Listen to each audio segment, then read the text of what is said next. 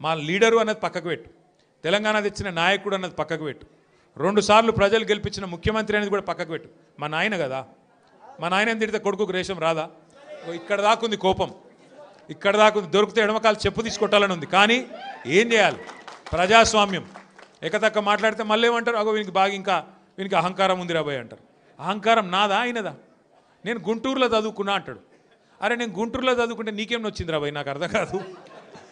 అప్పుడు ఆంధ్రప్రదేశ్ కలిసి ఉండే, నేను గుంటూరులో చదువుకున్నా, మళ్ళీ హైదరాబాద్లో చదువుకున్నా, పూనాలో చదువుకున్నా, అమెరికాలో చదువుకున్నా, నేను ప్రపంచం అంతా చదువుకున్నా.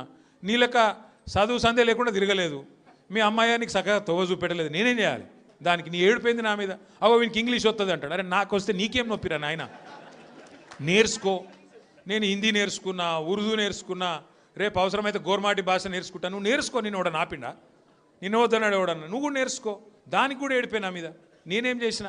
ఇంకొక అంటే నాకు ఎక్కడ గమ్మత్ అనిపిస్తుంది అంటే, నేను ఆంధ్రాకి పోయి ఇంటర్మీడియట్ చదువుకుంటే తప్పట, కానీ ఆయన ఆంధ్రాకి వెళ్ళి అల్లుడిని మాత్రం తెచ్చుకోవచ్చట. ఈ అమ్మ ఇది ఎక్కడ కథ రాబోయ్? అందుకే ఇక ఆయన పేరు ఏం పెట్టినట్టుగా నేను ఇట్లా లాభం లేదని చెప్పి మనోని పేరుగా అల్లుడు భీమవరం కదా, అందుకే ఈయన చిట్టినాయుడు పేరు కూడా భీమవరం బుల్లోడు అని పెడితే అయిపోతుంది. ఓకే వెలుగు భీమవరం బుల్లోడు మనకు నీతులు చెప్తున్నాడు.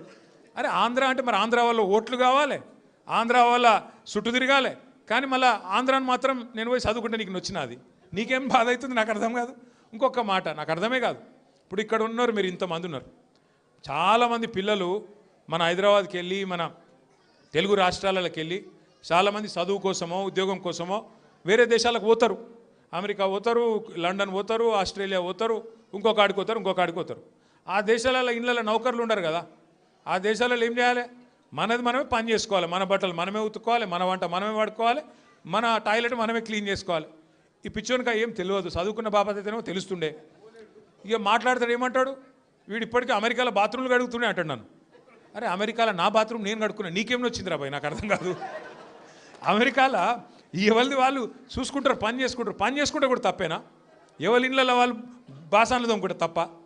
ఎవరి ఇళ్ళలో వాళ్ళు బట్టలు ఉతుకుంటే తప్ప? అంటే మరి మా ఆడపిల్లలు మీరందరూ ఉన్నారు, ఇంటి పని అంతా మీరే చేస్తారు, మరి ఇంటి పని మొత్తం మీరు చేస్తే తప్ప అది? అట్లా మేము కూడా చదువుకున్నప్పుడు అమెరికాలో ఇంట్లో ఎవడుంటాడు? మరి ఎవరి పనాలు చేసుకోవాలి, ఎవరి గిన్నెలాలు దోముకోవాలి, ఎవరి బట్టలాలు ఉతుక్కోవాలి, ఎవరి టాయిలెట్లు క్లీన్ చేసుకోవాలి. తప్పేమున్నది అలా? దాన్ని పట్టుకొని టాయిలెట్లు క్లీన్ చేసేటోడు నీ లెక్క సంచులు మోయలే, నీ లెక్క దొంగ పనులు అయితే నేను చేయలే. ఇంకొక మాట ఏమంటాడు? నేనట మా అయ్య పేరు చెప్పుకొని బతుకుతున్నా అంట. అవు మా అయ్య గొప్పోడు, మా అయ్య తెలంగాణ తెచ్చిన మొగోడు మొనగాడు, బరాబర్ చెప్పుకుంటా. తప్పేమున్నది? మా అయ్య పేరు నేను కాకపోతే ఎవడు చెప్పుకుంటాడు? నాకు అర్థం కాదు.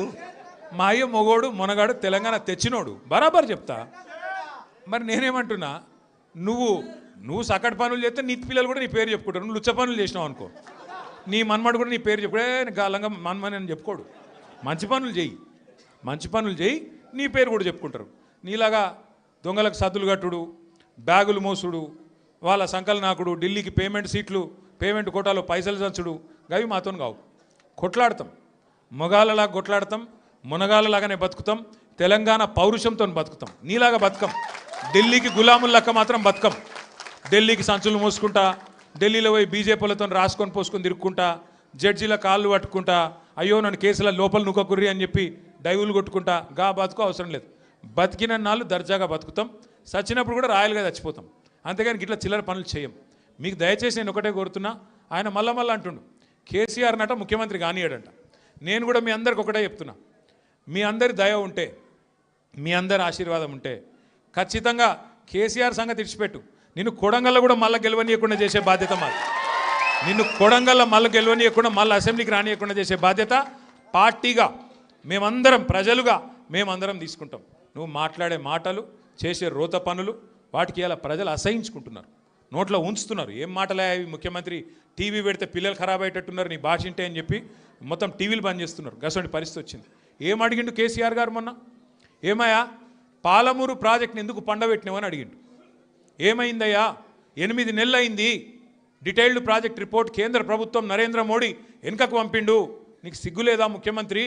అది వెంటనే మళ్ళా పంపి 90% పనులు పూర్తయిన ప్రాజెక్టు ఇంకొక 10 పైసలు పెడితే అయిపోతుంది చేసి మరి ఆ పాలమూరుకు నీళ్ళు అన్నాడు. తప్ప కేసీఆర్ గారు అన్నది? దానికి సమాధానం చెప్పే తెలివి లేదు, పిచ్చి మొరుగుడు మొరుగుతూ ఉన్నాడు. అట్లాగే కేసీఆర్ గారు ఏమన్నారు?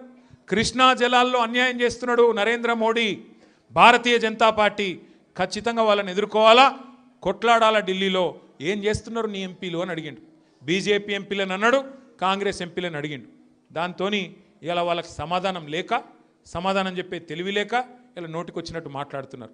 ఇంకొక మాట ఏమన్నాడు కేసీఆర్ గారు, ప్రజలను నువ్వు మోసం చేసినావు, 6 గ్యారంటీలు అన్నావు, నెలకు 4,000 పెన్షన్ అన్నావు, తులం బంగారం అన్నావు, ఆడపిల్లలకు నెలకు 2,500 ఇస్తా అన్నావు, అన్ని 100 రోజుల్లో ఇస్తా అన్నావు, ఎప్పుడు ఇస్తావు, 2 ఏళ్ళు అయింది కదా అన్నాడు.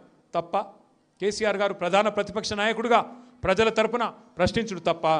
ఇవన్నీ అడిగితే ఆయనకు బూతులు వస్తున్నాయి, కోపం వస్తున్నది. ఆయన రియల్ ఎస్టేట్ వ్యాపారానికి, ఆయన భూముల కుంభకోణానికి, ఫ్యూచర్ సిటీ పేరు మీద చేస్తున్న డ్రామాకు కేసీఆర్ గారు బలమైన వాదనతోని ప్రజలను మళ్ళొక్కసారి లేపి బయటికి తీసుకొస్తే ఆగమైతుంది బతుకని చెప్పి ఇష్టం వచ్చిన తిట్లు తిడుతున్నావు. మనం పట్టించుకునే అవసరం లేదు. మనం స్పష్టంగా ఒకటే పని చేసుకుంటూ పోదాం. ఎన్నిక ఏదైనా రేపు కార్పొరేషన్ ఎన్నిక వస్తుంది. హైదరాబాద్ను 3 ముక్కలు చేస్తారట. హైదరాబాద్ కార్పొరేషన్ 3 ముక్కలు చేస్తారట. చేసి 3 కార్పొరేషన్లు చేస్తారట. ఎన్ని కార్పొరేషన్లు చేసినా ప్రజలైతే గాలే కదా, ఓట్లు వేసేది మీరే కదా. మీకు అందరికీ ఎవరు మంచో ఎవరు చెడో మీకు తెలుసు. అందుకే 24 డివిజన్లు అవుతున్నాయి శేర్లింగంపల్లి నియోజకవర్గంలో. అది ఏ కార్పొరేషన్లకు పోయినా గెలిపించే బాధ్యత మీరు తీసుకోండి. గట్టిగా కష్టపడదాం.